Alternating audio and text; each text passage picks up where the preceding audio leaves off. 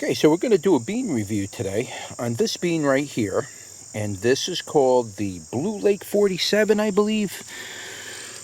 Is there a name on it? No, I don't have a name. But I do believe this is the Blue Lake 47. I will put the correct name in the description because I only have 1 or 2 tags right now. And I got these particular varieties of bean grown in like 5 or 6 different areas.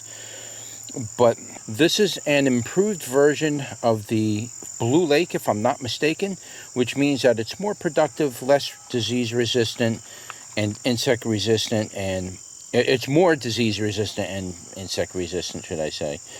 And it's just a better productive bean. So that, I think that's what this is. Again, I'll put the correct information in the description, but we do got a couple of them that are green and ready to be eaten. So let's pick one. And look at that bean. Look at that, guys.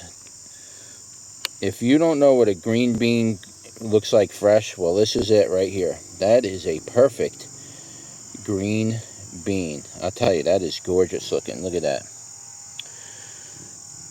I love these green beans. I eat these quite a few. In fact, I've been eating most of them this year, and I have to let a certain amount turn to seed, of course. You know, I got to let them dry out and the plant go to seed, but it's really hard for me not to eat these because they're actually that good. And when you eat them fresh, it's even better. So let's turn you around and give it a go.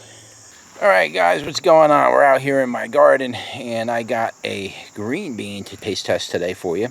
The Blue Lake 47. I do believe that's the correct name. If I'm wrong, you'll see the correct name in the title and the description. So that's it right there. And this is a very good producing bean. It was actually recommended for me at one time to actually grow this bean, and I never got around to it, but I seen the seeds for it in the store, so I figured I'd give them a try. We'll grow them out and see what they taste like. So anyway, here it is. Let's give it a bite.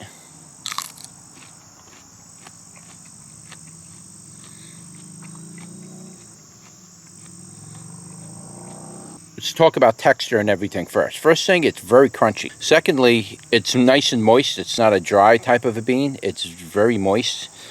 And as far as the taste goes, if you've ever eaten green beans, of course, you know what's in a can or frozen, it has a certain kind of a flavor. This has that green bean flavor, true green bean flavor. If you were looking to get that flavor by growing your own beans, this would be the bean to grow for that flavor.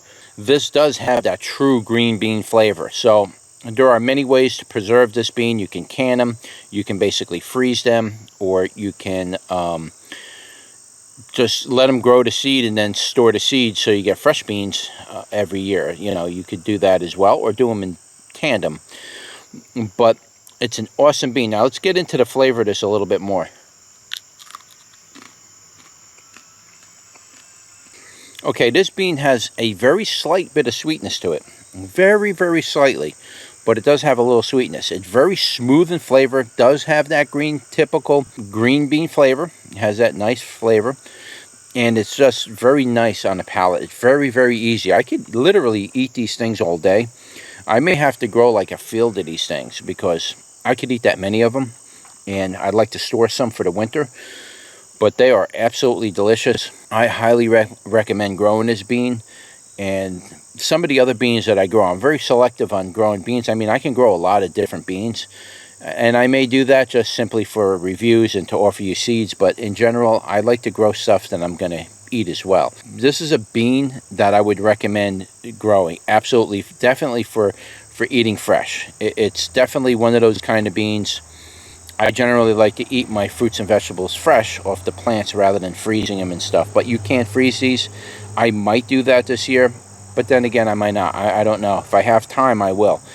I usually don't have time because I'm usually preparing my vegetables for seed saving, and whatever's left, I kind of work with that material, and then I jar it and I consume that before the winter comes. And that way I don't have to worry about freezing or things going bad and all that stuff.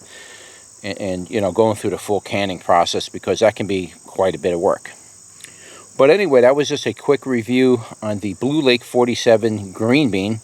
It's a delicious bean, and I highly recommend you grow this bean. All right, so that's it. Don't forget to like, share, and subscribe, and I'll see you on the next one. Take care.